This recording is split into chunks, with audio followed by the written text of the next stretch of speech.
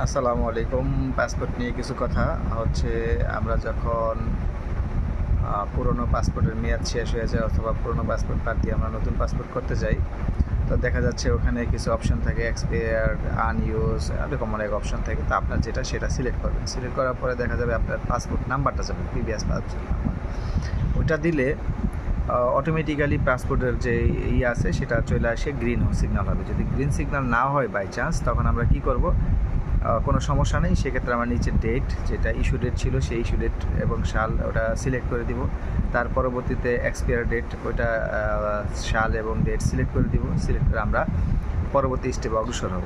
তো এইভাবে করলে আমাদের পাসপোর্টটা সম্পূর্ণ হয়ে যাবে কাজ। অনলাইনে যেহেতু এখন সব কিছু, আর ভোটার আইডি কার্ড অনুযায়ী সবসময় পাসপোর্ট করতে হবে এখন থেকে। স্থায়ী ঠিকানা একটাই হয়, অস্থায়ী ঠিকানা অনেকগুলো হতে পারে, সেক্ষেত্রে কোনো সমস্যা নাই। আপনার অস্থায়ী ঠিকানা যেটা বর্তমান ঠিকানা যখন থাকবে সেই ঠিকানা দিবেন, সেই ঠিকানার বিদ্যুৎ বিলের কপি নিয়ে গেলেই হবে।